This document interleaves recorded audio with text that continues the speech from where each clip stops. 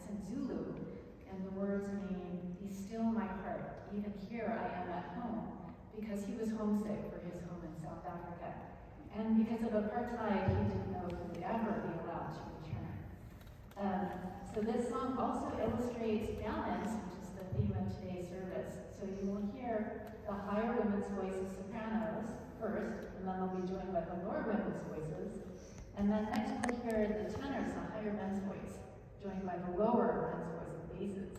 And then they'll sing all together, and they'll be working to listen to each other and balance their voices.